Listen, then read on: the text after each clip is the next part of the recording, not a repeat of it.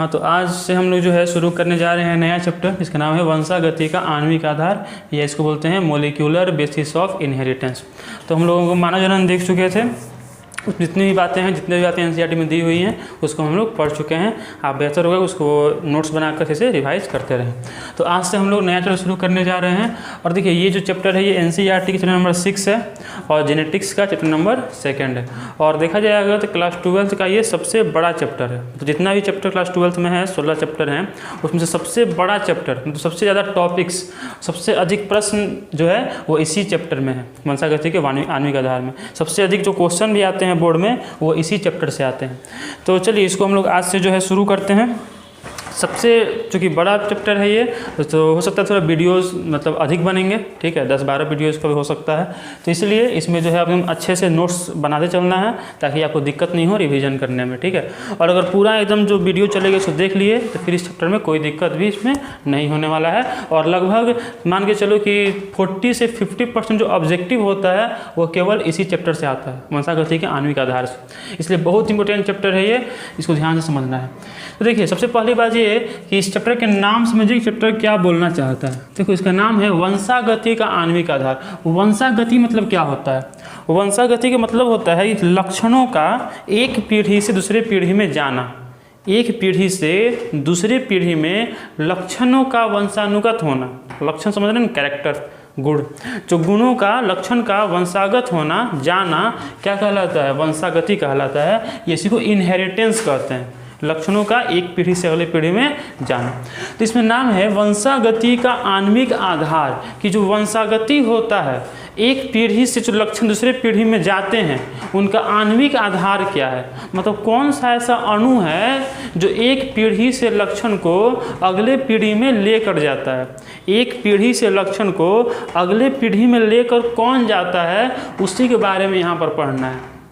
कौन सा ऐसा अणु, समझ रहे हैं, आणविक मतलब क्या हुआ, अणु का बात हो रहा है कि कौन सा ऐसा अणु है जो एक पीढ़ी से लक्षण को अगली पीढ़ी में लेकर जाता है। देखो, आज हम लोग को पता है कि वो अणु डीएनए है, ठीक है, लेकिन ये ऐसे ही मालूम नहीं चल गया। उसके पीछे बहुत सारा प्रयोग हुआ, बहुत सारे वैज्ञानिक थे जो उस पर खोज किए और उन्होंने ये पता लगाया कि आखिर कौन सा ऐसा अणु है। चूँकि देखो, कोशिका के अंदर प्रोटीन होता है, आरएनए होता है, डीएनए होता है, बहुत सी चीज़ें होती हैं।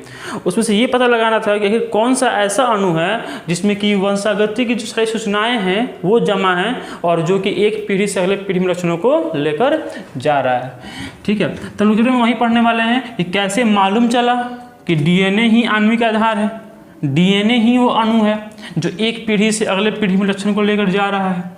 उसके बाद हम लोग डीएनए का पूरा विस्तार से चर्चा करेंगे कि डीएनए दिखता कैसा है, डीएनए का संरचना कैसा होता है, डीएनए डबल कैसे होता है, डीएनए से आरएनए कैसे बनता है, आरएनए से मतलब कैसे वो लक्षण प्रोटीन में आता है, वो सब समझिए कहानी चलेगा शुरू से लेकर लास्ट तक में एक कहानी रहेगा।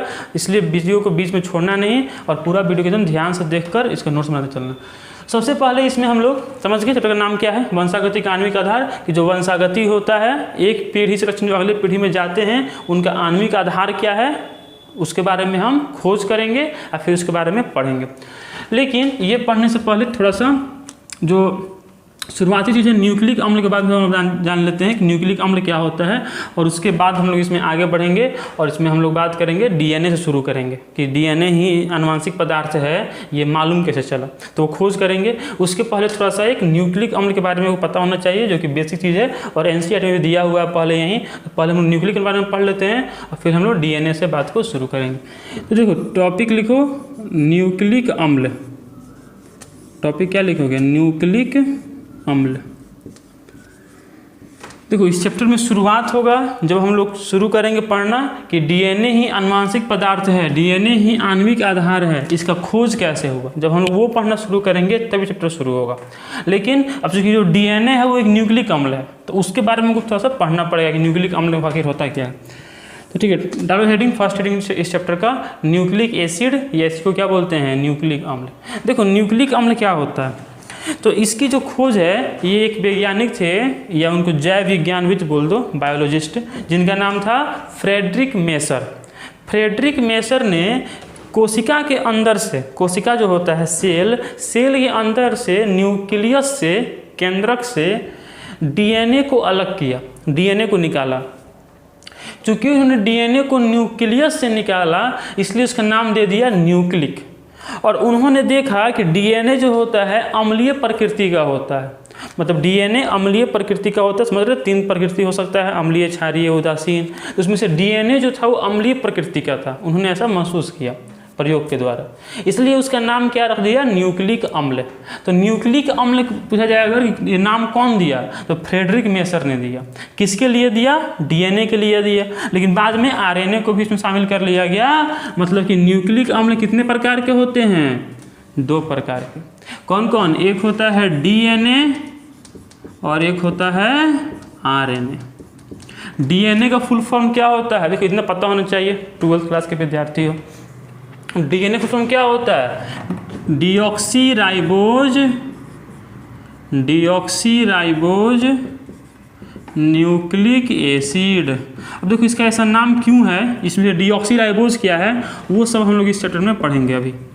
तो खैर डीएनए फुल फॉर्म क्या होता है, डीऑक्सीराइबोज न्यूक्लिक एसिड। और आरएनए का फुल फॉर्म होता है राइबोज न्यूक्लिक एसिड। ठीक है, और इसका खोज कौन किया था, ये नाम कौन दिया था, फ्रेडरिक मेसर ने। ठीक है, फ्रेडरिक मेसर ने ये नाम दिया था।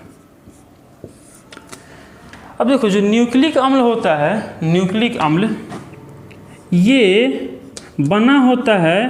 देखो जब हम न्यूक्लिक अम्ल बोल रहे हैं तो उसमें डीएनए भी आ रहा है और आरएनए भी आ रहा है, मतलब न्यूक्लिक मतलब दोनों चीज़ें, डीएनए भी और आरएनए भी। तो जो न्यूक्लिक अम्ल होता है वो बना होता है न्यूक्लियोटाइड का, मतलब कि चाहे डीएनए हो चाहे आरएनए हो, ये दोनों के दोनों बने हुए हैं किससे, न्यूक्लियोटाइड से, है ना। और हम बोल सकते हैं कि न्यूक्लियोटाइड इसका एकलक है, मोनोमर भी बोलते हैं इसको अंग्रेजी में, या फिर बोल सकते हैं इकाई है। ठीक है, तो मान लो ये रूम है, जिस रूम में बैठे हुए होंगे, उस रूम में वो रूम बना हुआ है किस चीज़ का, ईंट का। ईंट के ही बार बार सजने से पूरा पूरा वो रूम बना हुआ है, उसमें से ईंट को क्या बोलेंगे, इकाई। तो वही इकाई है जो पूरा पूरा रूम बनाया हुआ है, तो उसको एकलक भी बोलते हैं। 2 चीज़ें होती हैं, एकलक और बहुलक। एक चैप्टर है लास्ट में केमिस्ट्री में बहुलक, उसमें पढ़ने को मिलेगा। जैसे मान लो पॉलीथीन, नाम सुने पॉलीथीन का, तो पॉलीथीन क्या है, पॉलीथीन जो है वो एथीन समझते हैं, एल्केन एल्किन में एथीन C2H2 फार्मूला होता है। तो एथीन जब बहुत सारे जुड़ते हैं तो पॉलीथीन बनता है। तो यहाँ पर एथीन को क्या बोलेंगे, एकलक, और जो पॉलीथीन बना उसको क्या बोलेंगे, बहुलक। मतलब जो इकाई होता है जिसके बार बार जुड़ने से पूरा का पूरा संरचना बनता है, तो वो जो इकाई है उसको एकलक बोलते हैं, मोनोमर बोलते हैं, और उसके मिलने से जो पूरा बना हुआ है उसको बहुलक बोलते हैं। तो न्यूक्लिक अम्ल का एकलक या इकाई कौन है, न्यूक्लियोटाइड। ठीक है, अब देखो ये जो न्यूक्लियोटाइड है ये फिर बना होता है 3 चीज़ों से। ये न्यूक्लियोटाइड बना हुआ है कितने चीज़ों से, 3 चीज़ों से। देखो अभी तक क्या क्या पढ़े, चैप्टर है वंशागति का आणविक आधार, तो इसमें हम लोग पढ़ना है डीएनए और आरएनए के बारे में। लेकिन डीएनए आरएनए जिस चीज़ से बना होता है अभी हम लोग पता नहीं है कि आणविक आधार क्या है, डीएनए ही कैसे लेकर जाता है, लक्षणों ये सब कुछ नहीं पता है। हम लोग केवल अभी न्यूक्लिक अम्ल के बारे में पढ़ रहे हैं। ठीक है, और यहाँ से भी निश्चित रूप से, जैसे इस साल तो सीधे केमिस्ट्री में पूछे थे क्वेश्चन यहाँ से, ठीक है, 5 नंबर में। खैर पढ़ना है बायोलॉजी में, केमिस्ट्री में थोड़ा सा पढ़ना है, बायोमोलिक्यूल्स चैप्टर में, जैव अणु में, लेकिन क्वेश्चन यहाँ से पूछता है, केमिस्ट्री में भी पूछता है और बायोलॉजी में भी पूछता है। ठीक है, ऑब्जेक्टिव में क्वेश्चन यहाँ से खूब आता है। तो न्यूक्लिक अम्ल क्या है, न्यूक्लिक अम्ल को किसने निकाला था, फ्रेडरिक मेसर ने। न्यूक्लिक अम्ल कितने प्रकार का होता है, 2 प्रकार का, कौन कौन, डीएनए और आरएनए। इसका नाम न्यूक्लिक अम्ल क्यों है, क्योंकि ये न्यूक्लियस निकला था इसलिए न्यूक्लिक बोला गया, और अम्लीय प्रकृति का था इसलिए अम्ल बोला गया। इसकी इकाई क्या होती है, न्यूक्लियोटाइड, न्यूक्लियोटाइड। अब देखो अभी जो न्यूक्लियोटाइड है ये बना होता है 3 चीज़ों से। 3 चीज़ कौन कौन होता है, तो एक होता है शर्करा, शर्करा मतलब शुगर, शर्करा। ठीक है, और ये शर्करा होता है फिर 2 प्रकार का, एक होता है राइबोज शर्करा, शर्करा होता है कितने टाइप का, 2 टाइप का। कौन कौन, एक होता है राइबोज शर्करा और एक होता है डीऑक्सीराइबोज शर्करा। एक हो गया राइबोज शर्करा और एक क्या हुआ, डीऑक्सी राइबोज शर्करा। ठीक है। अच्छा देखो, ये जो शर्करा होता है इसमें 5 कार्बन होते हैं और इसलिए इसको पेंटोज शर्करा भी बहुत किताब में लिखा होता है, पेंटोज शर्करा। जैसे ग्लूकोज है, ग्लूकोज का फॉर्मूला क्या होता है, C6H12O6। ग्लूकोज में कितने कार्बन होते हैं, 6 कार्बन, इसलिए ग्लूकोज को बोलते हैं हेक्सोज शर्करा। और यहाँ पर ये जो शर्करा होते हैं उसमें कितने कार्बन होते हैं, 5 कार्बन, इनको क्या कहा जाता है, पेंटोज शर्करा। और ये शर्करा कितने प्रकार के होते हैं, 2 प्रकार के, राइबोज शर्करा और डीऑक्सीराइबोज शर्करा। देखो जो राइबोज शर्करा होता है इसका स्ट्रक्चर अगर देखा जाए तो इसका स्ट्रक्चर कुछ ऐसा होता है, ठीक है। देखो यहाँ पर होता है यहाँ पर होता है H, यहाँ पर होता है OH, यहाँ पर OH, यहाँ पर H, यहाँ पर OH, यहाँ पर H, यहाँ पर H, यहाँ पर CH2OH। कितने कार्बन है, 5। कहाँ कहाँ देखो, 1 कार्बन, 2 कार्बन, तो इसको बोलते हैं 1 प्राइम, इसको बोलते हैं नंबरिंग है, नंबरिंग करते हैं इसे 1 prime, 2 prime, 3 prime, 4 prime, 5 prime, 1 prime, 2 prime, 3 prime, 4 prime और 5 प्राइम। डीऑक्सीराइबोज शर्करा जो है उसका स्ट्रक्चर कुछ ऐसे होता है। देखो बेहतर होगा इसको लिखते चलो साथ साथ, ठीक है। ये सब चीज़ बहुत इंपॉर्टेंट है, छोड़ने वाली चीज़ नहीं है। आपको ये यहाँ भी पढ़ना है और केमिस्ट्री में भी पढ़ना है, लेकिन केमिस्ट्री में इतना विस्तार से नहीं पढ़ने को मिलेगा, इसलिए यहाँ पे इसको ध्यान से समझ लो। HOH, H OH, H CH2OH। ये क्या है, 1 prime, 2 prime, 3 prime, 4 prime, 5 prime. देखो इन दोनों में क्या अंतर है, अगर देखा जाए दोनों का स्ट्रक्चर लगभग सेम है, दोनों में 5 कार्बन है, दोनों में जो मतलब यहाँ भी ऑक्सीजन है, यहाँ भी ऑक्सीजन, सब कुछ सेम है। अंतर क्या है, अंतर इतना है कि यहाँ पर देखो 2 प्राइम पोजीशन पर OH ग्रुप है और यहाँ पर देखो अगर तो 2 प्राइम पोजीशन पे H एटम है, H परमाणु है। मतलब यहाँ से क्या किया गया है, ऑक्सीजन को निकाल लिया गया है। तो जब राइबोज में से ऑक्सीजन को निकाल लेते हैं तो वहीं क्या बन जाता है, डीऑक्सीराइबोज। डी मतलब होता है निकालना, ऑक्सी मतलब होता है ऑक्सीजन। तो जब राइबोज में से ऑक्सीजन को निकाल लेंगे तो वो क्या बन जाएगा, डीऑक्सीराइबोज बन जाएगा। बात समझे। अब देखो ये जो राइबोज है ये पाया जाता है आरएनए में, और ये जो डीऑक्सीराइबोज है ये पाया जाता है डीएनए में, ठीक है।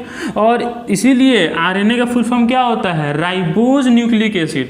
वहाँ पर राइबोज क्या है, यही राइबोज है, शर्करा है राइबोज। और डीएनए का फुल फॉर्म क्या होता है, डीऑक्सीराइबोज न्यूक्लिक एसिड। राइबोज में से ऑक्सी डी कर लिया गया है, डी मतलब निकाल लेना, ऑक्सी मतलब ऑक्सीजन। तो राइबोज में से ऑक्सीजन निकाल लेंगे तो डीऑक्सीराइबोज बन जाएगा। और डीऑक्सीराइबोज किसमें पाया जाता है, डीएनए में। राइबोज किस में पाया जाता है, आरएनए में। तो ये पहला अवयव हुआ किसका, न्यूक्लियोटाइड का। दूसरा है फॉस्फोरिक अम्ल। दूसरा कौन है, फॉस्फोरिक अम्ल। फॉर्मूला होता है H3PO4, ठीक है। स्ट्रक्चर कुछ ऐसा होता है, ये आपको पढ़ने को मिलेगा, पी ब्लॉक एलिमेंट एक चैप्टर है, ठीक है, पी ब्लॉक तत्व केमिस्ट्री में, उसमें। तो ये H3PO4 ये दोनों में होता है, डीएनए में भी होता है और आरएनए में भी होता है। तीसरा जो अवयव है वो होता है नाइट्रोजनी क्षार। तीसरा कौन होता है, नाइट्रोजनी क्षार, या फिर इसको अंग्रेजी में बोल सकते हैं नाइट्रोजनस बेस, ठीक है, लिख देते हैं। अंग्रेजी में क्या बोलते हैं इसको, नाइट्रोजिनस बेस। और ये जो नाइट्रोजनी क्षार है ये फिर 2 प्रकार का होता है। देखो अभी तक क्या क्या समझे, ध्यान से चलो। न्यूक्लिक अम्ल 2 प्रकार का, डीएनए आरएनए। न्यूक्लिक अम्ल किसका बना हुआ है, न्यूक्लियोटाइड का। न्यूक्लियोटाइड किसका बना हुआ है, जो 3 चीज़ों का। 3 चीज़ में क्या क्या है, शर्करा है, फॉस्फोरिक अम्ल है, नाइट्रोजनी क्षार है। शर्करा कितने प्रकार का होता है? 2 प्रकार का। अच्छा, शर्करा में कितने कार्बन होते हैं? 5 कार्बन, इसलिए क्या कहा जाता है? पेंटोज शुगर या पेंटोज शर्करा। देखिए ग्लूकोज को क्या कहा जाता है? हेक्सोज शर्करा। क्यों? क्योंकि ग्लूकोज में 6 कार्बन होते हैं, यहाँ पर 5 कार्बन है। शर्करा 2 टाइप का कौन कौन है? राइबोज और डिऑक्सी राइबोज। राइबोज और इसमें अंतर क्या है? तो बस यहाँ पर एक ओ प्रेजेंट है और यहाँ से एक ओ निकाल लिया गया है, इसलिए राइबोज से वो डिऑक्सी राइबोज बन गया है। दूसरा कौन है? फॉस्फोरिक अम्ल। फॉर्मूला क्या होता है? H3PO4। दोनों में होता है, डीएनए में भी और आरएनए में भी। उसके बाद कौन है? नाइट्रोजनी क्षार। अभी जो नाइट्रोजनी क्षार है ये फिर 2 प्रकार का होता है। किस आधार पे? 2 प्रकार का किस आधार पे होता है? तो ये 2 प्रकार का होता है रिंग के आधार पर। जिस नाइट्रोजनी क्षार में एक रिंग है, रिंग समझ रहे? मान लो ये रिंग हो गया, ठीक है, ऐसे कुछ रिंग होता है इसमें। अब वो रिंग जरूरत नहीं है पढ़ने का कि कौन सा रिंग कैसा होता है, नहीं पढ़ना है, ठीक है, एग्जाम में भी नहीं आता, पढ़ना भी नहीं, एग्जाम बुक में नहीं दिया हुआ, ठीक है। बस ये 2 फिगर याद रखो, ये दो फिगर बस ये याद रखो, यहाँ बस नाम याद रखो कि नाइट्रोजनी क्षार 2 प्रकार के होते हैं। कुछ ऐसे होते हैं जिसमें एकल रिंग होता है, सिंगल रिंग, और कुछ ऐसे होते हैं इसमें द्वि रिंग होता है, डबल रिंग, ठीक है। मतलब नाइट्रोजनी क्षार या तो हो सकते हैं एकल रिंग वाले या हो सकते हैं द्वि रिंग या बोल दो डबल रिंग, ठीक है, डबल रिंग वाले। होता है एकल रिंग, मतलब एक अणु हो, एक ही रिंग का स्ट्रक्चर हो, और एक होता है डबल रिंग। जो एकल रिंग वाला है इसको बोलते हैं पायरीमिडीन। क्या बोलते हैं इसको? पायरीमिडीन। और जो डबल रिंग का स्ट्रक्चर होता है, जो द्वि रिंग वाला संरचना होता है, उसको कहा जाता है प्यूरीन। तो नाइट्रोजनी क्षार कितने प्रकार का हो गया? 2 प्रकार का। कौन कौन? प्यूरीन और पायरीमिडीन। प्यूरीन कैसा होता है? एकल रिंग, सॉरी, प्यूरीन कैसे होता है? Double ring. पायरीमिडीन कैसे होता है? एकल रिंग। अब ये जो पायरीमिडीन है ये फिर 3 प्रकार का होता है, बात समझ रहे? न्यूक्लियोटाइड में 3 अवयव, शर्करा, फॉस्फोरिक अम्ल, नाइट्रोजनी क्षार। शर्करा 2 प्रकार का, ribose, deoxy ribose. Ribose RNA में, डिऑक्सी राइबोज डीएनए में। फॉस्फोरिक अम्ल H3PO4 दोनों में। नाइट्रोजनी क्षार 2 प्रकार का, कौन कौन? सिंगल रिंग और डबल रिंग। सिंगल रिंग वाले को क्या बोलते हैं? सिंगल रिंग वाले को बोलते हैं पायरीमिडीन। डबल रिंग वाले को क्या बोलते हैं? बोलो, प्यूरीन। पायरीमिडीन जो है ये फिर 3 प्रकार का होता है। पायरीमिडीन कितने प्रकार का होता है? 3 प्रकार का। एक को बोलते हैं साइटोसिन, एक को क्या कहते हैं? साइटोसिन। एक को कहते हैं थाइमीन, एक को क्या कहते हैं? थाइमीन। एक को कहते हैं यूरासिल। साइटोसिन, थाइमीन और क्या कहते हैं? यूरासिल। साइटोसिन का सिंबल होता है C, थाइमीन का सिंबल होता है T, यूरासिल सिंबल क्या होता है? U। तो पायरीमिडीन कितने प्रकार का हुआ? 2 प्रकार का। कौन कौन? 3 प्रकार का। कौन कौन? साइटोसिन, थाइमीन और कौन हुआ? यूरासिल। वैसे ही जो डबल रिंग वाला प्यूरीन है ये होता है 2 प्रकार का। एक को बोलते हैं एडिनिन, एक को बोलते हैं गुआनिन। तो प्यूरीन हुआ 2 प्रकार का। कौन कौन? प्यूरीन 2 प्रकार का हुआ। कौन कौन? एक हुआ एडिनिन, एडिनिन का सिंबल क्या होता है? A। और एक हुआ गुआनिन, इसका सिंबल क्या होता है? G। ठीक है, देखो फिर से। न्यूक्लिक अम्ल 2 प्रकार, डीएनए, आरएनए। न्यूक्लिक अम्ल बना है किसका? न्यूक्लियोटाइड का। न्यूक्लियोटाइड बना है कितने अवयव का? 3 अवयव का। पेंटोज शर्करा, फॉस्फोरिक अम्ल, नाइट्रोजनी क्षार। पेंटोज शर्करा इसका नाम क्यों है? इसमें 5 कार्बन है। 2 प्रकार का होता है, कौन कौन? राइबोज और डिऑक्सी राइबोज। राइबोज इसमें क्या अंतर है? तो यहाँ पर O है, यहाँ पर बस O नहीं है, बाकी सब सेम है। O को निकाल लिए हैं इसलिए इसको डीऑक्सी लगा दिए हैं। डी मतलब निकालना, ऑक्सी मतलब ऑक्सीजन। राइबोज किस में होता है? आरएनए में। डिऑक्सी किस में होता है? डीएनए डीएनए में, इसलिए डीएनए को बोलते हैं डीऑक्सी राइबोज न्यूक्लिक एसिड और आरएनए को बोलते हैं राइबोज न्यूक्लिक एसिड। फॉस्फोरिक अम्ल दोनों में होता है, H3PO4 इसका सूत्र होता है, फॉर्मूला होता है। नाइट्रोजनी क्षार फिर दो प्रकार का होता है, कुछ सिंगल रिंग होता है और कुछ डबल रिंग होता है। सिंगल रिंग वाले को क्या बोलते हैं? पायरीमिडीन। डबल रिंग वाले को क्या बोलते हैं? प्यूरिन। पायरीमिडीन कितने प्रकार का? याद रखो 3 प्रकार का, cytosine, thymine, uracil, CTU, cytosine, thymine, uracil. Purine 2 प्रकार का, कौन कौन? एडेनिन और गुआनिन। एडेनिन और गुआनिन। इसमें से एडेनिन और गुआनिन डीएनए में भी होता है और आरएनए में भी होता है, ठीक है। जो साइटोसिन है ये भी दोनों में होता है, लेकिन जो थाइमिन है ये केवल डीएनए में होता है और जो यूरासिल है ये केवल आरएनए में होता है। ध्यान से देखो, साइटोसिन, एडेनिन और गुआनिन दोनों में, थाइमिन केवल डीएनए में, यूरासिल केवल आरएनए में। मतलब यहाँ से ही 2 अंतर मिल गया डीएनए और आरएनए के बीच में। पहला अंतर क्या हुआ कि डीएनए में होता है डीऑक्सी राइबोज शर्करा और आरएनए में होता है राइबोज शर्करा। सेकेंड अंतर क्या हो गया कि डीएनए में क्या होता है? डीएनए में थाइमिन होता है, यूरासिल नहीं होता है। डीएनए में थाइमिन होता है, यूरासिल नहीं होता है। आरएनए में यूरासिल होता है, थाइमिन नहीं होता है। मतलब डीएनए में क्या क्या होता है? AGCT। डीएनए में क्या क्या होता है? AGCT, adenine, guanine, cytosine, thymine, adenine, guanine, cytosine, thymine, AGCT। और आरएनए में क्या क्या होता है? AGCU, ठीक है। याद रखो, डीएनए में AGCT और आरएनए में AGCU। AGCT adenine, guanine, cytosine, thymine, और आरएनए में क्या होता है? एडेनिन, गुआनिन, साइटोसिन और यूरासिल। एडेनिन, गुआनिन, साइटोसिन और यूरासिल, ठीक है। इसको तुम याद रखो, एग्जाम में आता है ये, ठीक है। अब देखो यहाँ पर अगर देखा जाए तो डीएनए और आरएनए में 2 अंतर मिला अभी तक कि डीएनए में होता है डीऑक्सी राइबोज, आरएनए में होता है राइबोज। डीएनए में होता है थाइमिन, आरएनए में होता है यूरासिल। 2-3 और अंतर देख लेते हैं, जो अंतर आता है डीएनए आरएनए में लिखने को।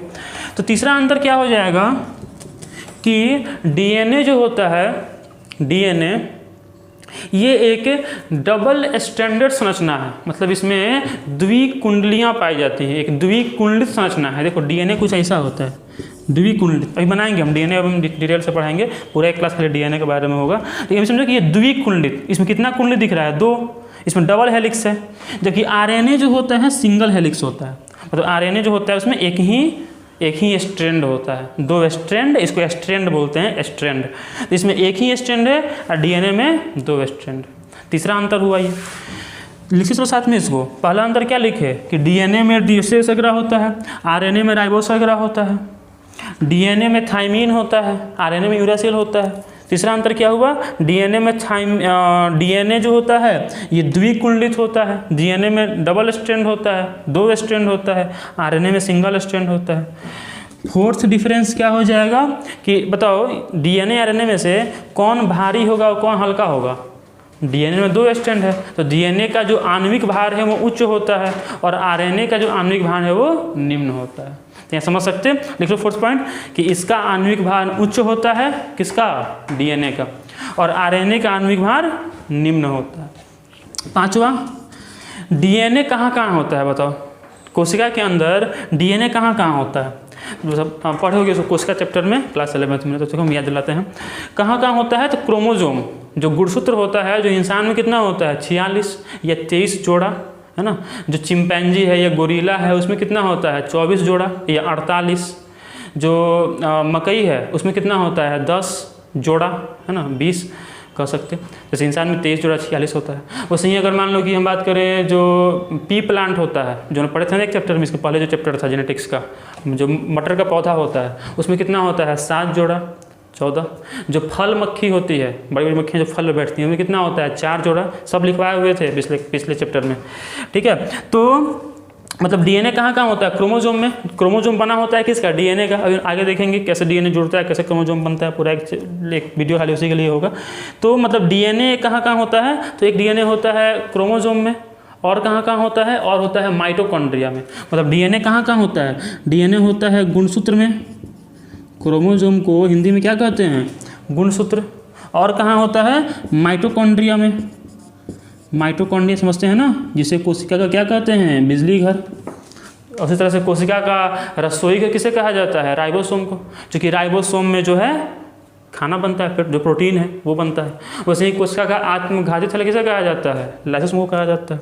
ठीक है, तो गुणसूत्र में होता है, माइटोकॉन्ड्रिया में होता है, और कहाँ होता है? लवक में होता है, प्लास्टिड में। लवक, प्लास्टिड। तो गुणसूत्र, माइटोकॉन्ड्रिया और लवक, इन 3 जगहों पर डीएनए पाया जाता है। और आरएनए कहाँ कहाँ होता है? तो आरएनए होता है केंद्रक में, न्यूक्लियस में, और कहाँ होता है? कोशिका द्रव्य में। ठीक है, मतलब डीएनए होता है 3 जगह, ये बहुत इंपॉर्टेंट है, इसको नोट कर लेना। डीएनए होता है 3 जगह, कहाँ? गुणसूत्र, और कहाँ? माइटोकॉन्ड्रिया, और कहाँ? लवक। और आरएनए होता है 2 जगह, कहाँ? केंद्रक और कोशिका द्रव्य। तो ये 5 अंतर हुआ डीएनए और आरएनए के बारे में। फिर से देख लो एक बार, नहीं लिखे अगर तो वीडियो को पॉज करके 5 अंतर लिख लो, एग्जाम में आता है। इस बार केमिस्ट्री में पूछा था 5 नंबर में अंतर डीएनए आरएनए में, जो कि पढ़ना है विस्तार से बायोलॉजी में ही। देखो पहला अंतर क्या बोले कि डीएनए में, वीडियो को पॉज करके खुद से लिखते रहो, एक तो लिख दो डीएनए, एक तो लिख दो आरएनए। डीएनए में फर्स्ट पॉइंट कि इसमें डीऑक्सीराइबोस शर्करा होता है। आरएनए में फर्स्ट पॉइंट, वीडियो को पॉज कर लो, आरएनए में फर्स्ट पॉइंट इसमें राइबोस शर्करा होता है। ठीक है, डीएनए में सेकेंड पॉइंट इसमें थाइमिन पाया जाता है। आरएनए में फर्स्ट पॉइंट इसमें, सॉरी सेकेंड पॉइंट, आरएनए में सेकेंड पॉइंट इसमें यूरासिल पाया जाता है। लिख लिए, डीएनए में थाइमिन, आरएनए में यूरासिल।